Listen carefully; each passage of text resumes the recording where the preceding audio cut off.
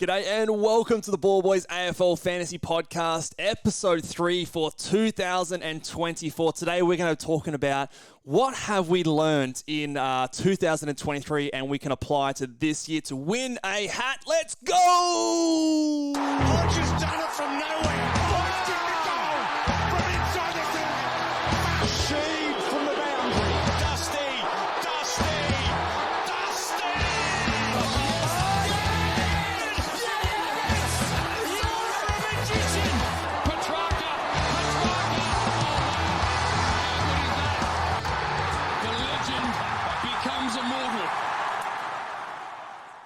G'day and welcome to the Ball Boys AFL Fantasy Podcast. I'm your host, Mitch Hilux, and I am joined with, as always, Luke Hatt on the podcast. We've worked out the secret sauce. The secret sauce, just legally changed our names, and we are in. You can find me on Twitter at Ball Boys Fantasy and Luke Roger at Luke Rojo17. Poor Darren, it's all skill. And we've just pinned it on the absolutely last name. all the name. All the name.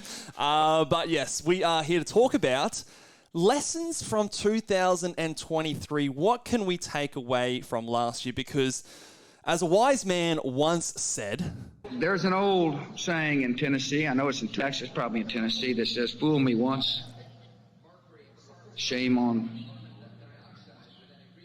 you. If fool me, we can't get fooled again. Can't get fooled again. You know what I love about that sound grab? How concise it is. Very concise. You don't have to wait for 5 minutes. Definitely sounded better in my head, but... I liked it, and George Bush. Yeah, George Bush. Can't get fooled again. No, I do some of my best work in the bush, so it's it's good. Good sound grab. You know what I've just noticed as well? It talks about improvements in the new year. Yes. Have a go at that big boy up there. Oh, yeah. Well, if Right. we've got the premiership winning three-time, Norm Smith medalist. Mate, that's an improvement we've made. We realised we were only repping the basketball on the wall, and we said, get Dusty up there. We've got to get some winners in here, Yeah. and we've got Kobe Bean Bryant, and we've got Dustin Martin, so that can only mean good things. Yeah, that wouldn't make any sense on the podcast. I'm pointing at stuff. You got to actually verbalise it in the podcast. Or just audio come watch format. on YouTube. Yeah, we'll do both. Yeah, that Oh. would be spicy. So lessons from 2023. If you haven't already, go and check out our early buy strategy podcast and video that was up a couple of days ago. We definitely didn't record it back to back because you can see we're wearing new shirts now, which Completely means different that outfit. we recorded on different days. So Don't ruin the magic of recording, Luke. this is TV. And also go and check out my interview with Darren Carr, the 2023 winner of AFL Fantasy. Lots of good nuggets in there for us to take away from. My lawyers are still going to be in touch, by the way, for the slander that occurred in the first I part don't of know that. what you're talking about. Let's move on. I'll throw it over to you first. Please do. 2023, because I reckon this is the year of Luke Hatt. What have you learned from 2023 that you're going to take away and bring it to this year that's going to send you into the top 100? There's a few things that I obviously want to talk about. The first being more of a wondering than a learning. Let's Already say. going off script. All right, I love it. Yeah, I tend to. Can you be successful in fantasy in this day and age without being almost 100% data driven? Like, is there room for the loose, Like the person, gut call. Yeah, is there room for any of that? Because I felt, let's look at my year last year. So, but like literally hours before the round opened, before Richmond Carlton, I had Tim English in my team and I had Cade Chandler. And because of the overthinking and the gut aspect of it, Tim English became Tristan Sherry. Cade Chandler became Finn Callahan. And then midway through that round, because Sherry went down, Jordan Dawson became Hayden Young. Oh, so, bro, I'm not wearing this shit hat in here if I go roll with English Chandler, and you know what I mean? It's a great starting point. Yeah. So the point is like, do you just have to? Is it Moneyball? You just got to go data, and you got to listen to all the podcasts. You got to listen to people who know their shit, and you just got to fucking play the straight bat. Well, yeah, 100%. Well, one of my points, I'll use this to tie in my point for one of the lessons that I learned, or I guess I kind of already knew this, but it's like just another one to just drive home is to try to take the emotion out of it as much as possible. Like, obviously it's a game. We want to have fun, and we'll come on here on the podcast on a Monday night and chop people out of teams. And, Everyone else's lesson should be, don't listen to us. Listen less to the ball boys. Sometimes, on a podcast, and it's all fun. Like, we want to, have our raid trades and ham it up and you have that emotion, but when it comes time to decision making and actually pulling the trigger on the trades, the emotion, get it out of your system early. And then when you actually go to make a trade or game plan for the next few weeks, you want to be thinking logically rather than emotionally. So to answer your wondering, I do think that 95% of it should be that logical money ball type scenario with a little bit of an element of gut feel. Like, if we go back 2 years ago, I believe the winner round 2 or something like that traded in Andrew Brayshaw after he scored that 180 or whatever he did. And conventional wisdom would say not to do that, but obviously he went on to win a bloody car. And that was a bit of a gut call. So I think there is still a little bit of room for that. But I do think, taking the emotion out is something you probably will want to do if you want to be successful. And I guess pinning that to a couple of examples from our seasons previously, the best portion of my season last year was that sort of 8-week stretch where I just said to you every week, I'm just playing the straight bat. I've got to get into it. Climbed every week. I had to climb it. And it's like, well, ironically, just kind of playing the straight bat every week was what got me to a respectable rank. And then on the opposite end of the spectrum, you had that decision, Cornelio or McRae. Yes. And probably all the data was suggesting to you, Go Cornelio, yes. And you kind of went with the gut call McRae, and perhaps that costs you a little bit. So it cost me a bit. I mean, I think data's king, and whether you like it or not, it's kind of that's it. And if you want to, if you play for fun and you want to fucking get on that gut call, and they come off for you, absolutely. I think this is more in like for those who want to be up the pointy end. You want to compete for a hat. You want to go for the best ranking you've ever had. I think that's probably the best way, and there's still fun in that, right? Like I still enjoy that.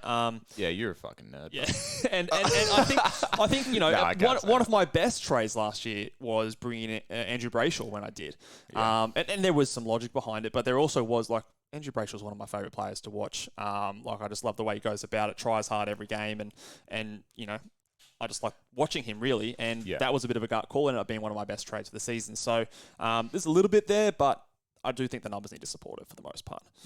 What's your next lesson or wonderings from last year?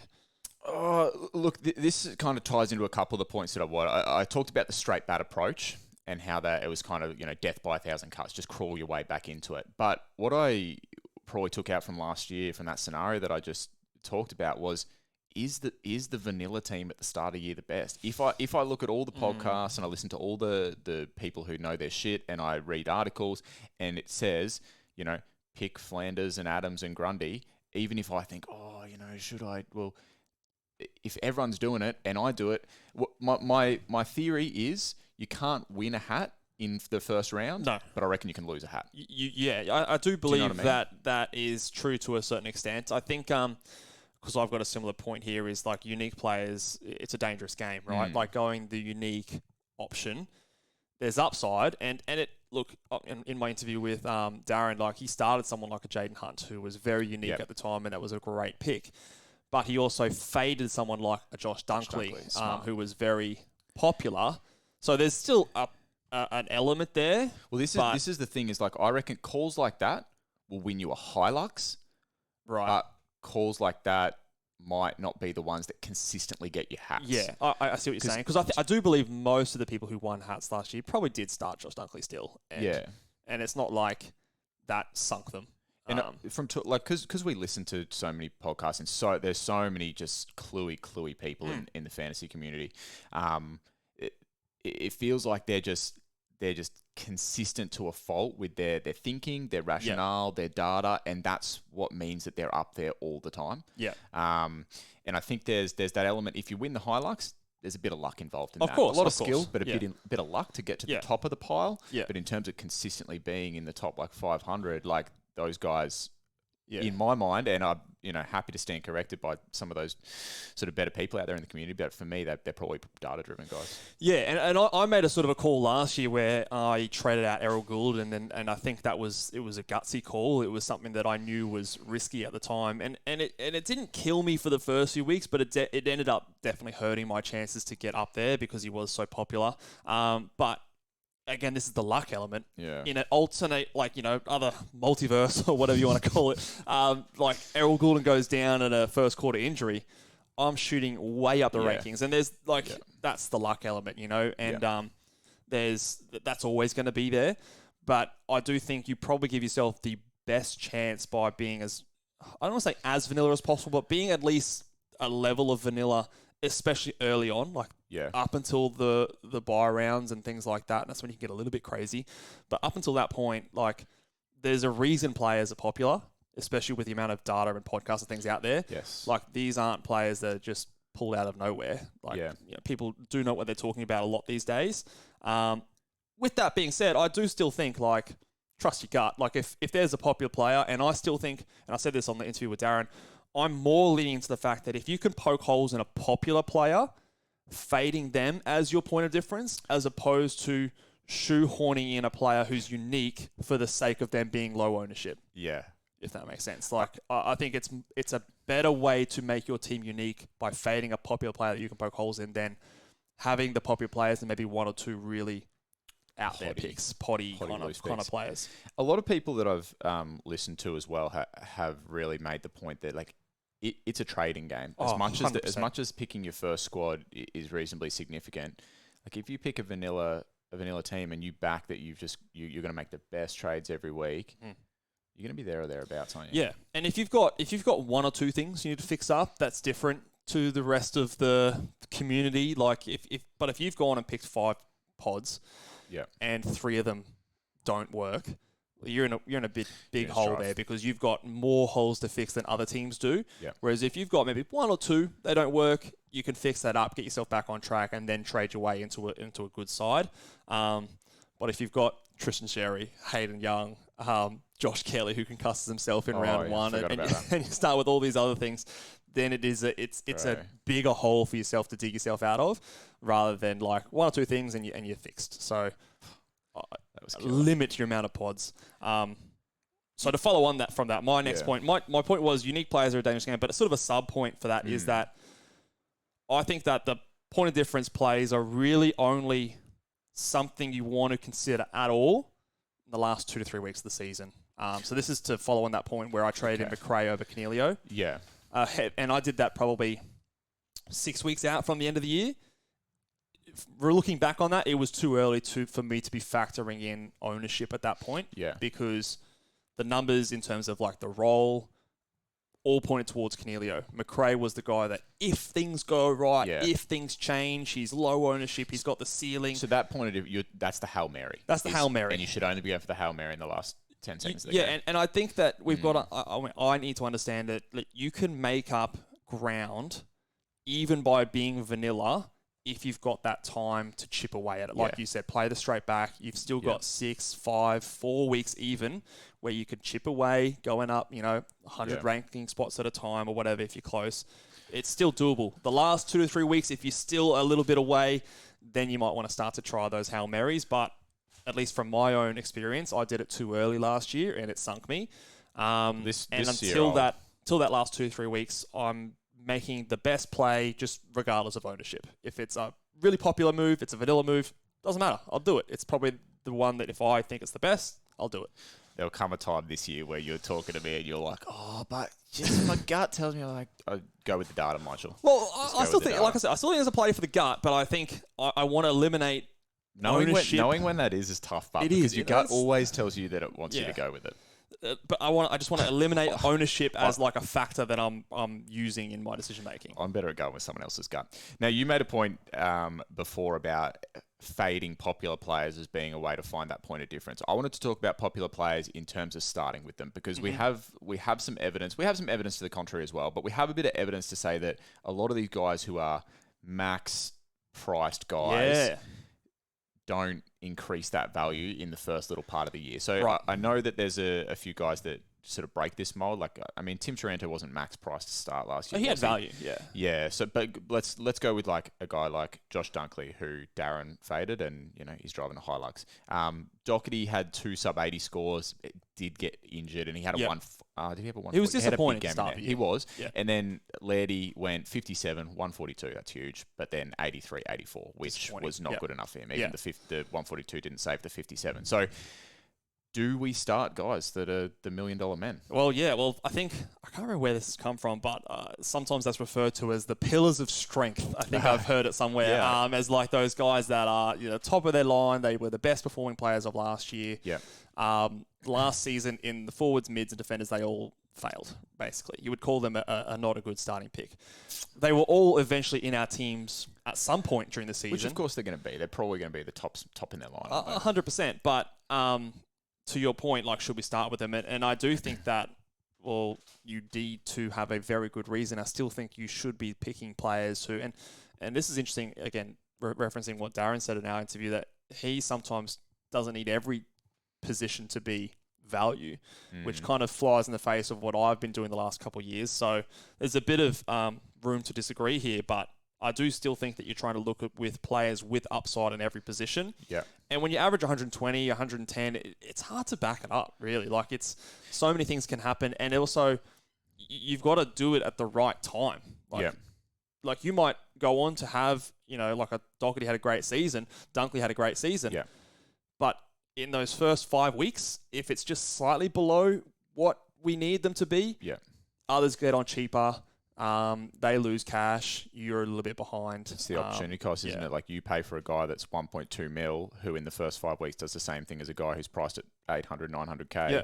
Suddenly you've spent 400K more and you got the same amount of points. You could have spent that money elsewhere. So what then, where does that leave me and leave us with, we don't want to potentially pay up for those like Uber guys at the start of the year, but do we want captain options? Like, where do we find that? So this was one of my philosophies that we went through last year, is that I still think you need to have 2 to 3, maybe 4 captain options that you can have on any given week. So, but they don't have to come from the most expensive players. For example, last year, Tim Taranto was a go-to captain every week for the first half of the season, but he was priced below 100, I want to say.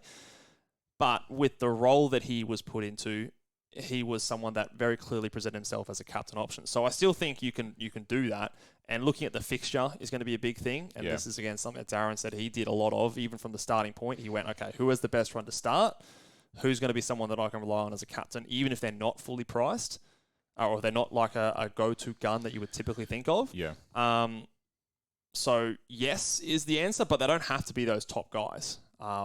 People put up big numbers every week that are maybe not the highest averaging guys, but they've got the best matchup. Yeah. Because like, if you look at Taranto, so here's a good example of this.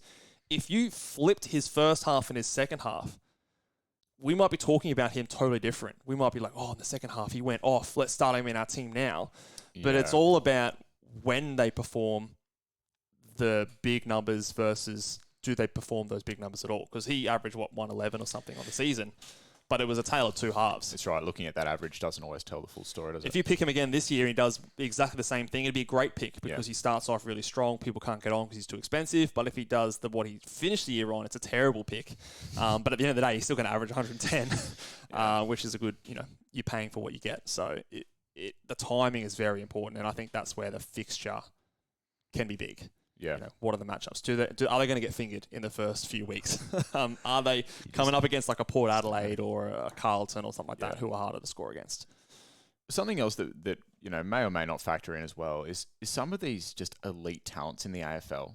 Are they fucking inspired for round 1 through 5 or round 0 through 5? Very true. If I'm Marcus Bontempelli, I'm like, maybe Brownlow on my mind or whatever after being fucking. But you're not going to win the Brownlow in week 1 or 2. You're going to have to be doing sustained for the entire season. I mean, you maybe you're looking for that. But most of these guns are like, they've got their eyes on premierships. They've got their eyes on finals footy. So they're cruising in, and they're going to build. They're going to build throughout the year. So that's something to kind of perhaps have in the back of your mind. Any more lessons that you... Yeah, so other lesson for me was that this is kind of obvious, but it's a long season, and that it is important more than ever to be patient and to also have level of perseverance. Not everything's going to go right for you during the season. You might trade in a Callum Mills who scores a 3 and gets injured. And that could happen. But I still think that a lot of the times we might throw all the toys out of the cot and, kind of go a bit loose when something like that happens. But having that, what are you looking at me weird? I'm going to throw the toys out of the cot this year. Don't make promises on my behalf, mate. I'm going to be throwing toys left, right, and centre. I'm not changing a thing. But if we go back to that other point, which is taking an emotion out of it, like if you just persevere, you can claw your way back. And it's a fucking long season. It's 24. Like we've got that extra. Inspirational, man. Well, yeah, come to build the people up.